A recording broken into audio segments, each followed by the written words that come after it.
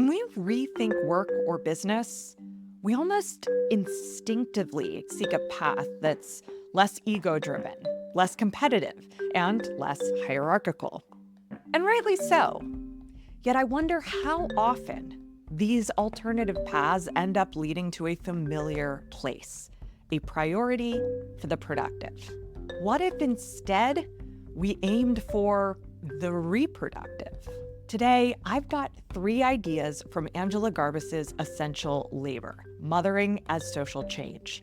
This is a book about recognizing mothering in all its varied forms and affirming its economic, social, and revolutionary value. Garbus is a writer based in Seattle, a mom of 2, and a first-generation Filipino American.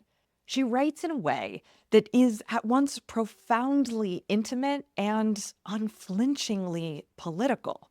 And that both can be true spirit is really at the core of her project. Essential Labor is a vigorous exploration of mothering and care as revolutionary forces. It's quite explicitly about how we care for children, the elderly, the infirm, ourselves, and each other. But its argument also reaches into territory that's tended to be more hostile to mothering and care. Places like work and business. I don't want to make it seem like the value of this book is in rethinking work. Its chief value is in lifting up mothering and care, highlighting their power to shape and even revolutionize our societies. At the same time, work is right there in the title. Essential labor. What could it look like to approach our work and businesses as a practice of mothering? Now, I'm not talking about the familiar trope of the office mom, but instead rethinking the practices, systems, and values of work through the lens of mothering. Garbus writes, reimagining our approach to mothering can birth its transformative potential.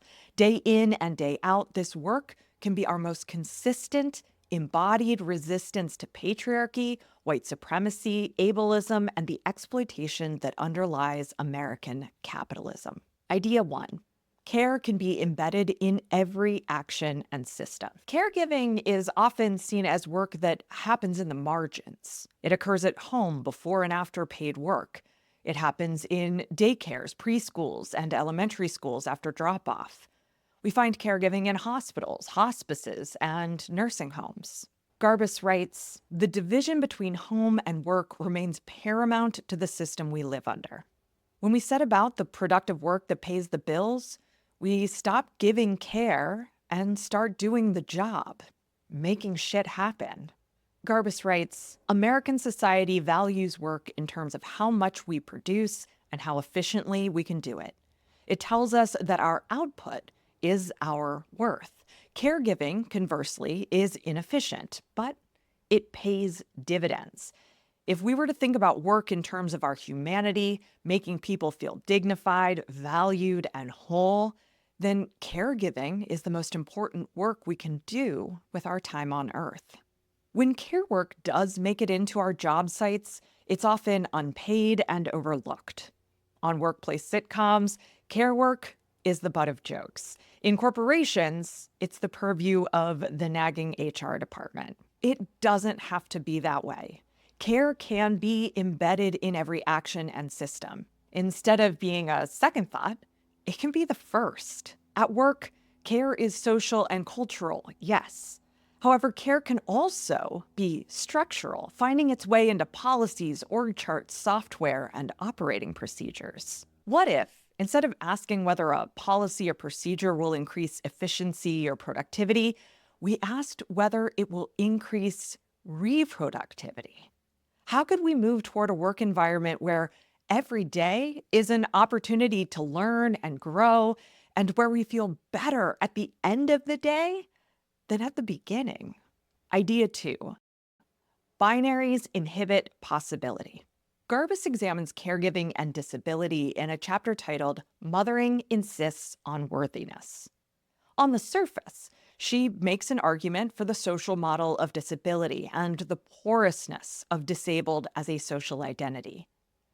But her deeper argument is about binaries writ large and the ways they disrupt social bonds.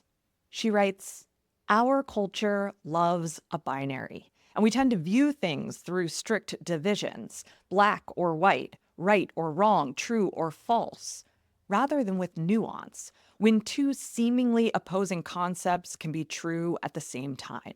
Able-bodied and disabled is a widely accepted binary, though it is possible to pass through one on the way to the other, to experience both throughout one's lifetime, even simultaneously. The false binary of able-bodied versus disabled is an iteration of a broader binary, independent versus dependent. Independence is always contingent. Whether I'm considered independent depends on whether the built environment was designed for people like me, whether our social expectations match my preferences, and whether my career allows me to pay for housing, healthcare, and food. My decisions must be directed toward maintaining that particular version of independence, lest I become dependent. As we perform independence, we foreclose on possibility. We limit our choices the more we back away from the specter of dependence. Binaries are socially constructed with the effect of imposing limits on our imaginations. Without rigid boundaries around certain identities, we're free to imagine new ways of living, caring for one another, and working. Idea 3, appetites are healthy. Much of the status quo approach to productive labor demands that we limit our appetites. We talk about discipline and accountability while counting hours like calories. We trim the fat in our budgets and train our focus like a muscle. In a chapter titled Mothering as Encouraging Appetites, Garbus explores the role caregivers play in how we relate to our bodies. She writes, "Caregivers play an essential role in the development of young brains and bodies that do not hold disdain for themselves." Garbus delves into some of the experiences that shaped her relationship with her body, as well as the questions and concerns she now has as a mother of 2 girls. These are critical explorations as they relate to mothering and caregiving, but I'm also wondering what pleasures and possibilities we deny ourselves in our work. What do we hunger for at work? And why do we suppress our appetite? What hedonic rabbit holes do we avoid because they're distractions or time wasters that take us away from the real work?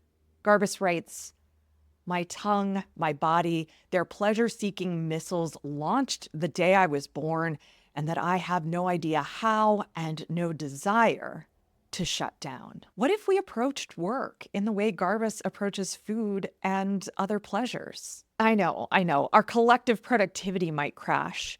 Our consumption habits would rapidly shift. Our children might get the impression that life is about more than focus, discipline, and cranking out another project. And yet, I think that's precisely what the earth is hungering for. It's what our families hunger for. We have an appetite for change, and we should feed it. The work of mothering might just be the first step. I'll give the final word to Angela Garbus. We will always find ways to take care of one another. When we lean into this natural, unstoppable, and very human urge, the results are expansive, and I want more.